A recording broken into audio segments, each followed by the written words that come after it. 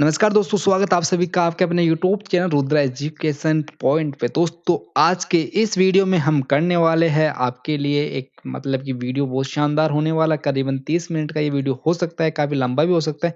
तो आपको video complete watch करना है और मैं आपकी इस वीडियो में बताऊंगा गंगा नदी के बारे में कंप्लीट जानकारी देने वाला हूँ। तो मैं आपको बता दूँ गंगा नदी के बारे में क्या-क्या पढ़ेंगे। तो सबसे पहले मैं आपको बता दूँ गंगा नदी के बारे में पढ़ेंगे। पहले तो इम्पोर्टेंट फैक्ट्स जितने भी गंगा नदी से तथ्य जुड़े हुए इम्पोर्टेंट वो पढ़ेंगे और गंगा नदी का मैप के माध्यम से हम इसको कंप्लीट समझें। जितनी भी इसकी सहायक नदियाँ हैं वो मैप के माध्यम से देखेंगे ताकि आपका जो माइंड इमेज बन जाएगी मैप की वो आप कभी नहीं भूलोगे। ठीक है दोस्तों, स्टार्ट करते हैं। आपको कंप्लीट वॉच करना है, देखना अच्छे से और कॉपी पेन लेके साथ बैठ जाए। कोई भी पॉइंट अगर मैं बोलता हूँ तो वो आपको लिख लेना है। कभी इस पॉइंट पे अगर लिखा हुआ नहीं है तो आपको लिख लेना है। ठीक है, तो स्टार्ट करते हैं। तो सबसे पहले हम बात कर लेते हैं, भारत की सबसे लंबी नदी है आपकी गंगा नदी। ठीक है, जिसकी लंबाई कितनी है 2525 किलोमीटर। बहुत ज़्यादा इंपॉर्टेंट है, 2525 किलोमीटर इसकी लंबाई हो जाएगी। वही बात कर लेते हैं सेल्फ प्यूरिफाइंग नदी, यानी शौच होने वाली नदी है आपकी गंगा नदी। क्या रीजन क्या है, ऐसा क्या है, यही नदी है क्या शौच होने वाली नदी, गंगा ही नदी क्यों है ऐसा? काफी सारे क्वेश्चन निकलेंगे, अभी तो बताते हैं। तो शौच होने वाली नदी है, क्या पता किस वजह से? तो हम बता देते हैं आपको। इसकी रीज़न इसका यही होगा कि इसके अंदर पाया जाता है एक बैक्टीरियोफेज नामक विषाणु वायरस। ठीक है? वो क्या करता है, बैक्टीरिया को खत्म करता है, किल बैक्टीरिया, यानी कि बैक्टीरिया को खत्म कर देता है, बैक्टीरिया की बैंड बताता है। मतलब आप समझ पा रहे हो? तो ये आपका बैक्टीरिया, बैक्टीरिया को खत्म करता है, बैक्टीरियाफेज, बहुत इंपॉर्टेंट। ठीक है?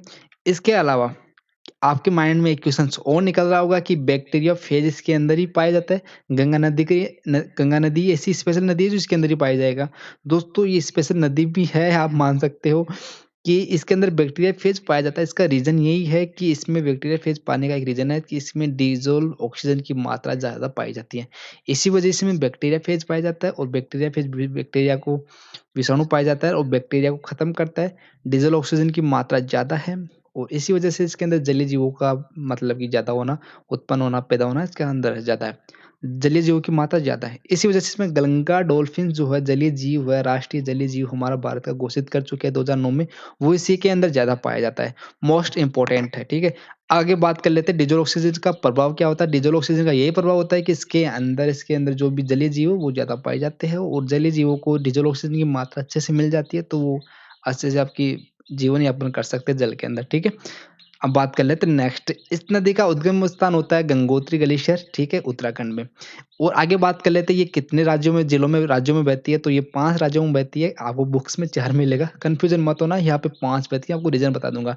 उत्तराखंड में, उत्तराखंड के बाद में चली जाती है उत्तर प्रदेश में, इसके बाद में ये बिहार, बिहार के बाद झारखंड, झारखंड के बाद पश्चिमी बंगाल। ठीक है, फरक्का परियोजना आप सुनी होगी पश्चिम बंगाल में, वो इसी के ऊपर। ठीक है, इसके बाद में चली जाती है बांग्लादेश में। यानी कि आपके 5 राज्य हो जाएँगे, उत्तर प्रदेश हो जाएगा, उत्तर प्रदेश हो जाएगा, बिहार, उत्तराखंड, ठीक है, झारखंड और पश्चिमी बंगाल। मोस्ट इम्पोर्टेंट आपको याद रखना है। अब दोस्तों यहाँ पे इन 5 राज्यों में गंगा नदी को एक ही नाम से जाना जाता है, वो है गंगा नदी। और बांग्लादेश में इसको पद्मा नदी के नाम से जाना जाता है। मोस्ट इम्पोर्टेंट उद्गम इसका गंगोत्री ग्लेशियर उत्तराखंड से, ठीक है। बहुत चीजें इसमें जानेंगे हम। अब देख लेते हैं कि दोस्तों ये 5 राज्यों में बहती है, गंगा नदी के नाम से जानी जाती है, तो इसका अफवाह तंत्र भी कुछ बड़ा ही होगा। तो मैं आपको बता दूं इसका अफवाह तंत्र बड़ा है और इसके अलावा 5 राज्यों के अलावा जिसका जो प्रवाह क्षेत्र है, फुवा क्षेत्र, ड्रेनेज एरिया इसका करीबन इसका 15 राज्यों में है, ठीक है? 15 राज्यों में इसका ड्रेनेज एरिया है और लगभग-लगभग ये कितना एरिया कवर करती है? तो ये कवर करती है 26.2%। बहुत इम्पोर्टेंट है, ठीक है? 26.2% एरिया एरिया कवर करती है, 15 राज्यों में इसका ड्रेनेज एरिया है। इम्पोर्टेंट फैक्ट आपको इतना समझ में आया? वीडियो पसंद आ रहा तो लाइक ज़रूर कर दें। ठीक है दोस्तों, आगे बात कर लेते हैं। गंगा नदी को राष्ट्रीय नदी कब घोषित किया गया? गंगा नदी को राष्ट्रीय नदी घोषित किया गया दोस्तों 2008 में, 4 नवंबर 2008 में।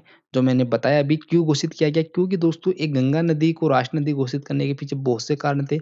हालाँकि अब कंडीशन क्या है कि प्रदूषित नदी ये अभी कहलाती है, बहुत ज़्यादा गंदगी इसमें हो रही है। इन कानपुर के बाद में ये गंदी होती चली जाती है। तो इसी वजह से इसकी स्वच्छता के लिए नमामि गंगे परियोजना, काफ़ी सारी परियोजना इसमें चलाई गई, इसको स्वच्छ करने के लिए। और इसी को राष्ट्रीय नदी का दर्जा दिया गया ताकि इसको कोई भी मनुष्य, अगर कोई भी सामाजिक प्राणी, समझ रहे हो, गंदा ना करे, ठीक है?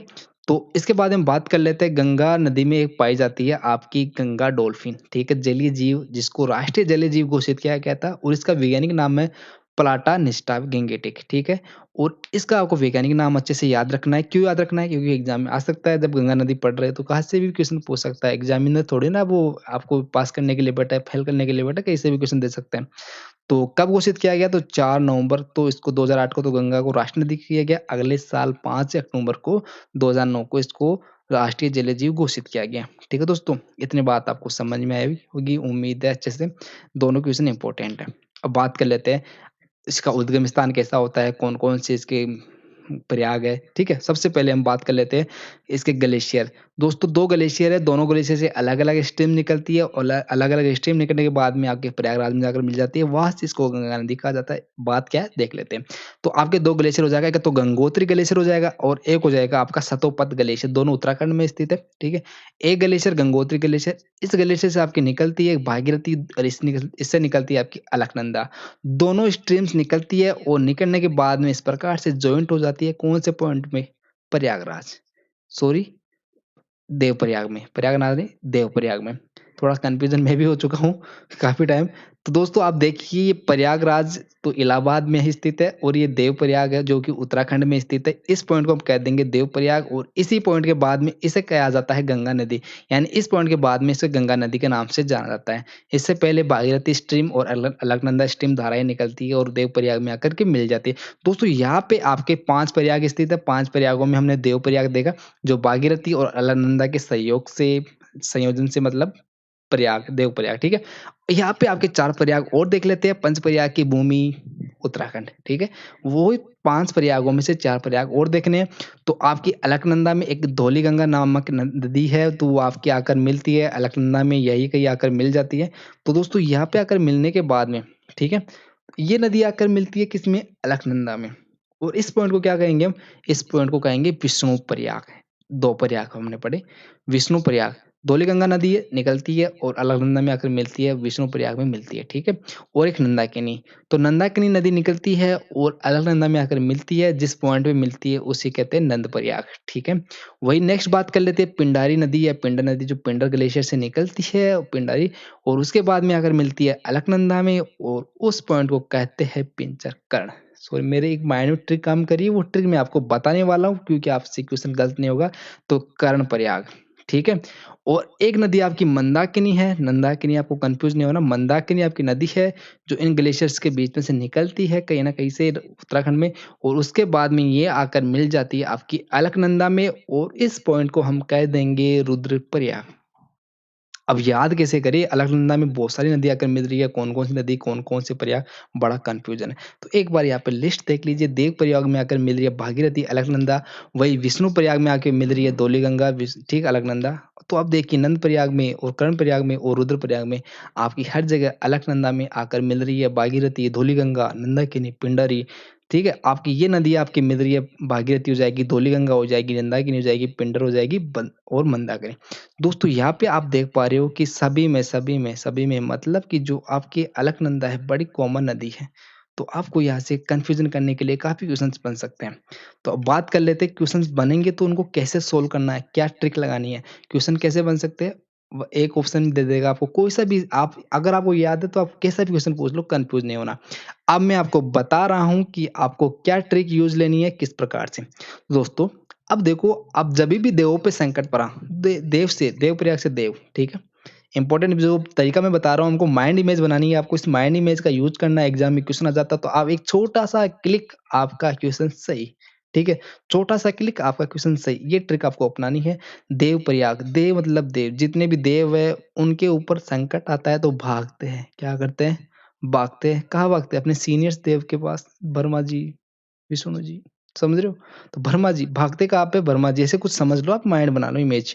तो देवप्रयाग भागते हैं, भागते कहाँ पे है? सीनियर के पास और अलकनंदा में मिल जाते हैं। तो आपको क्या माइंड में आया कि जो अलकनंदा में तो अब मिलनी ही है, तो भागीरथी नदी में मिलती है तो देवप्रयाग, ठीक है? वही विष्णु जी को गुस्सा आता है तो सभी को धो डालते हैं। गंगा नदी में डो डालते हैं, मतलब कि पिटाई कर देते हैं। तो विष्णु जी, धौलीगंगा, पिटाई कर देना, धो देना, ठीक है? समझ में आ रहा है? माइंड इमेज बस इसे माइंड इमेज सेट करो। नंद प्रयाग नो डाउट यहाँ से कोई डाउट नहीं होगा मंदाकिनी नंद प्रयाग, ठीक है?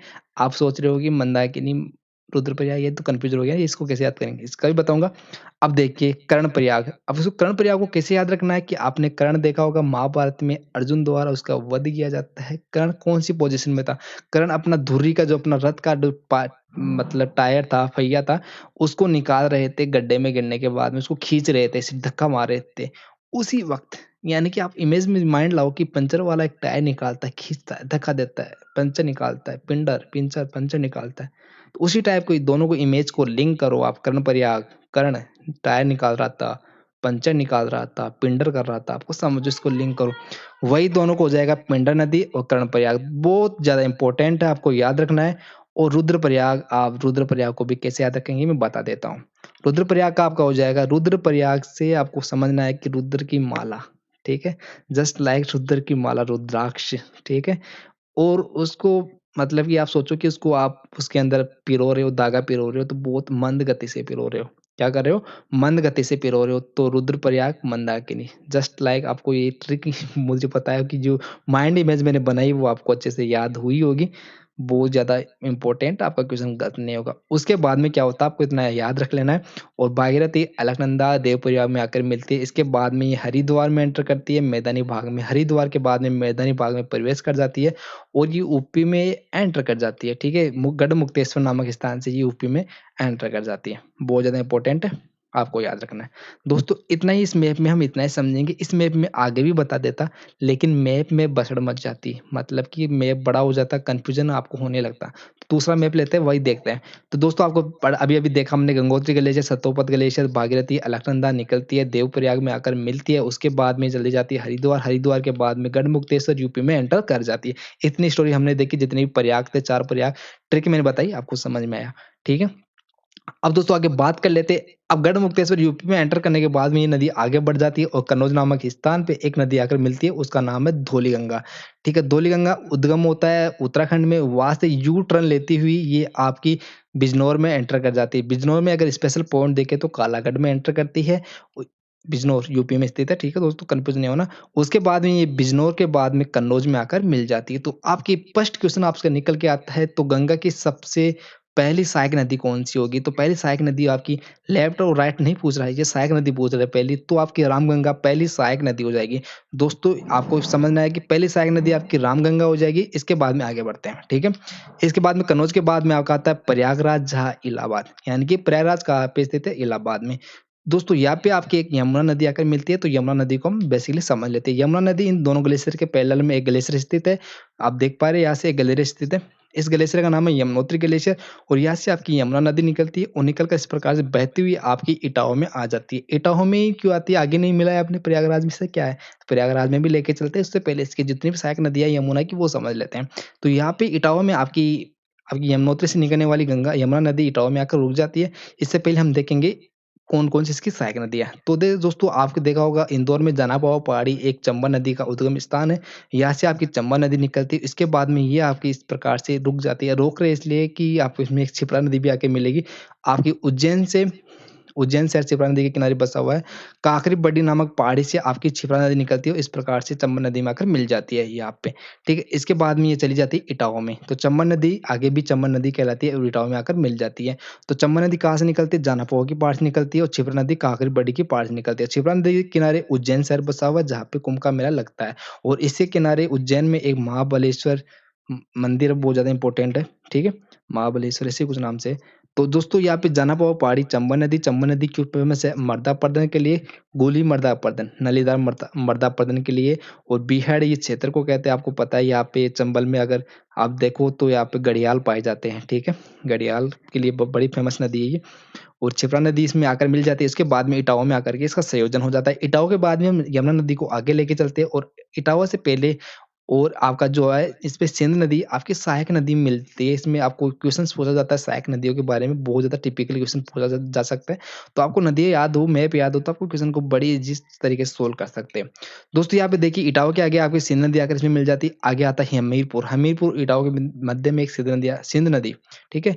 सिंध नदी इसमें आकर मिलती है और हमीरपुर में आकर मिलने वाली आपकी बेतवा नदी जो आपकी निकलती है विंध्या पर्वत से, ठीक है? इससे निकलती है आपकी बेतवा नदी और हमीरपुर में आकर मिल जाती है। यानी कि यमुना की सहायक नदी कौन-कौन सी हो रही है? चंबल हो गई, चंबल के बाद में सिंध हो जाएगी, सिंध के बाद में बेतवा हो जाएगी।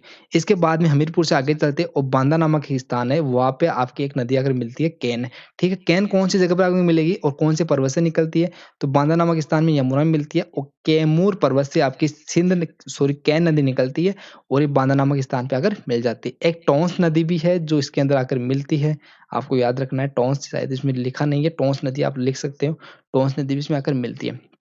ठीक है, आगे चलते हैं और ये इलाहाबाद, प्रयागराज, इलाहाबाद में जाकर मिल जाती हैं। दोस्तों यहाँ से क्या-क्या क्वेश्चन निकल सकते हैं कि यमुना की सहायक नदी, पहली बात तो गंगा की सहायक नदी यमुना और यमुना की सहायक नदी कौन-कौन सी हो जाएगी?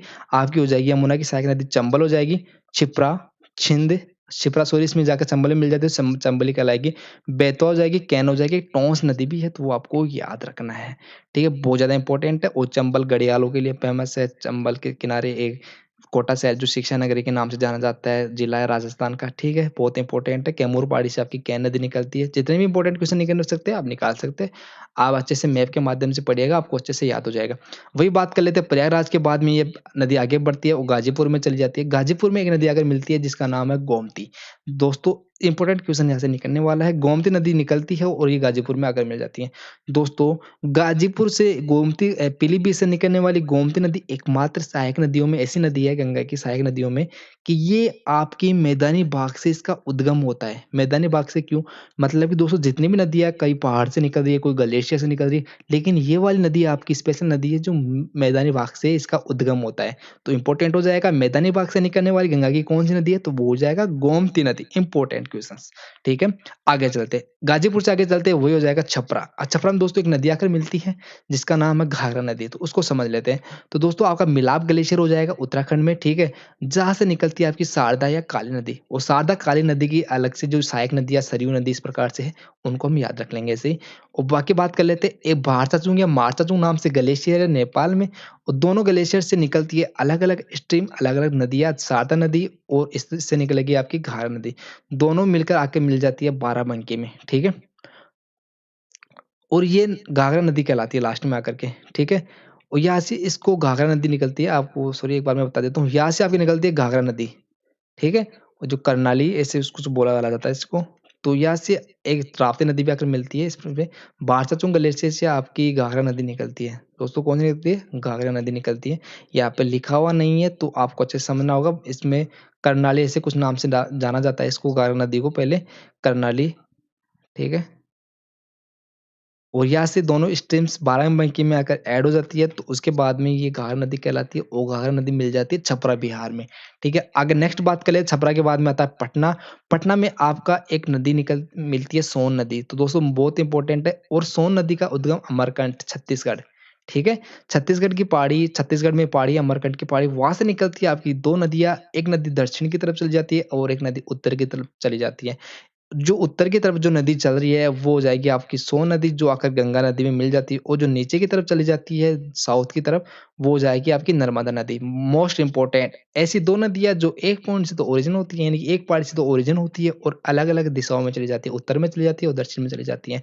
वो हो जाएगी सोन नदी और नर्मदा नदी, बहुत इंपॉर्टेंट है, आपको याद रखना है। इससे पूछा जा सकता है जो जिसका ओरिजिन साउथ में होता है और जो जाकर मिल जाती है वो अपने मतलब उत्तर से दक्षिण में गति करती हुई गंगा नदी में मिल जाती है, तो वो हो जाएगी सोन नदी। बहुत इंपॉर्टेंट क्वेश्चन। पटना के बाद में आता है आपका सोनपुर, सोनपुर में मिलती है आपकी गंडक नदी, जो नेपाल के बॉर्डर से या उद्गम होती है। गंडक नदी नो इम्पोर्टेंट नहीं है गंडक नदी, लेकिन आपको पता होना चाहिए नेपाल के बॉर्डर से इसका उद्गम होता है और सोनपुर में आकर के मिल जाती है। आगे बात कर लेते हैं इसकी कुरुसेला में आपके सप्तकोसी, यानी आपकी कोसी नदी, जो बिहार का सर्वाधिक अपरदन, सर्वाधिक मार्ग बदलने वाली नदी है आपकी, ठीक है? उसके बारे में बात करें, आपका ये गोसाई धाम नेपाल में स्थित है। यहाँ से 7 स्ट्रीम निकलती है, 7 स्ट्रीम इस गोसाई धाम से निकलती है, और यहाँ से निकलने के बाद 4 स्ट्रीम तो आपके नेपाल में चली जाती है इस प्रकार से, ठीक है? और 3 स्ट्रीम आपकी इंडिया में प्रवेश करती है। 1 स्ट्रीम मेन और 2 स्ट्रीम इसके साथ। तो इस प्रकार से 3 स्ट्रीम इंडिया में प्रवेश करती है और वो इंडिया में इस प्रकार से प्रवेश करती है और उस नदी को कहते हैं हम कोसी नदी। तो कोसी नदी क्यों फेमस है? बिहार का सो बिहार में इसी वजह से बाढ़ आती है और इसका रीज़न और भी है कि ये अपरदन बहुत ज़्यादा करती हैं और ये इसका एक और है कि ये मार्ग बदलने वाली नदी है, सर्वाधिक मार्ग बदलने वाली नदी है कोसी नदी। इम्पोर्टेंट फैक्ट कुरुशिला में आकर ये मिल जाती है और आगे बात कर लेते हैं इसके अलावा गोदावरी घाट। दोस्तों गोदावरी घाट में एक महानदी और मिलती है आकर के जो दार्जिलिंग की पहाड़ी, सिक्किम की जो दार्जिलिंग पहाड़ी स्थित है सिक्किम में, यहाँ से आपकी नदी निकलती है जिसका नाम है महानंदा और ये महानंदा आकर मिलती है गोदावरी घाट में। इसके बाद में ये नदी 2 एक डिस्ट्रीब्यूटरी इसकी नदी निकल जाती है, हुरी नदी जो पश्चिम बंगाल में चली जाती है और एक नदी है आपकी जो बंगाल में चल पश्चिम बांग्लादेश में चली जाती है तो उसको कहते हैं हम पद्मा, ठीक है? बांग्लादेश में गंगा नदी को पद्मा के नाम से जाना जाता है और इसकी डिस्ट्रीब्यूटरी अलग हो जाती है, फर्रक्का बांध बना हुआ है पश्चिम बंगाल में, निकल जाती है और इसको कहते हैं हम हुगली नदी। बहुत ज़्यादा इम्पोर्टेंट है, बहुत ज़्यादा इम्पोर्टेंट दोस्तों। आपको यहाँ से जितने भी क्वेश्चन निकलते हैं मैं आपको बता देता हूँ कि इसकी सबसे लॉन्गेस्ट जो आपकी लंबी सहायक नदी हो जाएगी यमुना, ठीक है? और इसकी सबसे जो वॉल्यूम के आधार पर लार्जेस्ट नदी है, वो हो जाएगी आपकी घाघरा नदी। वॉल्यूम के आधार पर, आयतन के आधार पर जो लंबी नदी हो जाएगी, वो हो जाएगी घाघरा नदी और यमुना इसकी सबसे लंबाई जो लंबी नदी है, वो हो जाएगी इसकी सहायक नदियों में, ठीक है? आपकी पीलीभीत से निकलने वाली गोमती नदी आपकी मैदानी भाग से क ओरिजिन होता है इसका, यानी कि वो बाकी सबका किसी न पहाड़ी वगैरह से ग्लेशियर वगैरह से इसका उद्गम होता है और का। ठीक है? और यहाँ से उत्तर से दक्षिण की ओर गति करने वाली ऐसा ओरिजिन पॉइंट की 2 नदियाँ निकलती, एक चली जाती है दक्षिण में, एक चली जाती है उत्तर में, जाके पटना में आकर मिल जाती है आपकी सोन नदी। इंपॉर्टेंट क्वेश्चन्स आपके निकलने वाले हैं और यहाँ से जितने भी इंपॉर्टेंट क्वेश्चन निकलेंगे हम अगले किसी न किसी वीडियो में नदियों के आधारित जितने भी क्वेश्चन्स बनेंगे वो लेके आएँगे। सिंधु नदी मैंने आपको करा रखी है, वीडियो आपको डिस्क्रिप्शन बॉक्स में मिलेगा, वहाँ जाकर आप देख सकते हैं। वीडियो आपको अच्छा लग रहा है तो लाइक ज़रूर कर दें। अब बात कर लेते हैं गंगा, जितने भी सहायक नदी है, गंगा नदी के किनारे कौन-कौन से शहर बसे हुए हैं। ठीक है दोस्तों, आपका घाघरा कर्नाली नदी आपको अभी समझ में आ जाएगा।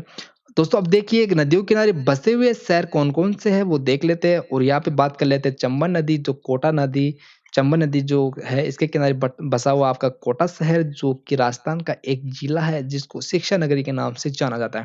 वही क्षिप्रा नदी जो उज्जैन इसके किनारे बसा हुआ यहाँ पे लगता है आपका महाकुंभ मेला जो 12 फर्वरी से लगता है। यह महाबलेश्वर का एक मंदिर भी बहुत फेमस है यहाँ का। अब देख लीजिए गंगा नदी के किनारे हरिद्वार बसा हुआ, वाराणसी, कानपुर, पटना काफ़ी सारे शहर बसे हुए इम्पोर्टेंट है जो मैं लेके आया हूँ। ठीक है? गंगा और यमुना के संगम इलाहाबाद यानी प्रयागराज, इलाहाबाद इसी के शहर पर बसा हुआ। इलाहाबाद से एक टॉपिक और बता देता हूँ मैं जो 82.5 डिग्री आपकी पूर्वी जो देशांतर रेखाएँ होती है वो निकलती है जिसका 82.5 डिग्री जो आपका टाइम का मापन होता है नैनी इलाहाबाद नैनी से इसका मापन होता है वो आपको इलाहाबाद से कुछ टॉपिक लिंक किया है मैंने याद रखना है। ठीक है? गोमती नदी लखनऊ, जौनपुर गोमती नदी किनारे आपके लखनऊ, जौनपुर है, हुगली नदी किनारे कोलकाता है और यमुना नदी के दिल्ली और आगरा बसा हुआ। मोस्ट इम्पोर्टेंट आपको सारे आपको याद रखने हैं, रिवीजन आपको अच्छे से करना है। आपको मैं बता दूँ चंबल के लिए कोटा हो जाएगा, क्षिप्रा उज्जैन, गंगा नदी किनारे हरिद्वार, वाराणसी, कानपुर, पटना और गंगा और यमुना इलाहाबाद, लखनऊ, जौनपुर और वही हुगली नदी किनारे कोलकाता हो जाएगा, वही यमुना नदी किनारे दिल्ली और आगरा मोस्ट इम्पोर्टेंट। आपको उम्मीद है बहुत अच्छे से समझ में आया होगा। कोई भी डाउट रह जाता है तो कमेंट बॉक्स में ज़रूर बताइए दोस्तों। दोस्तों आप हमारे यूट्यूब चैनल को सब्सक्राइब कर सकते हैं और साथ ही साथ में आपको वीडियो अच्छा लगता है तो लाइक ज़रूर कर सकते हैं। इसके अलावा आप हमें इंस्टाग्राम पे फॉलो कर सकते हैं, फेसबुक पेज फॉलो कर सकते हैं, जॉइन कर सकते हैं। इसके अलावा डिस्क्रिप्शन बॉक्स में आपको टेलीग्राम चैनल का लिंक मिलेगा, उसके लिए आप पीडीएफ जॉइन कर सकते पीडीएफ लेने के लिए आप टेलीग्राम चैनल को जॉइन कर सकते हैं। दोस्तों आप हमें फॉलो कर लीजिए और वीडियो अच्छा लगता है तो लाइक ज़रूर कर दें फ्रेंड्स सभी के सभी और वीडियो को दबा के शेयर कर दो, कोरोना की तरह फैला दो। तो थैंक यू दोस्तों, मिलते हैं नेक्स्ट वीडियो में किसी शानदार और जानदार रिवर के साथ फिर से एक बार। ठीक है दोस्तों, वीडियो आपको अच्छा लगा तो ज़रूर अवश्य लाइक कर दें। Thank you so much. जय हिंद, जय भारत।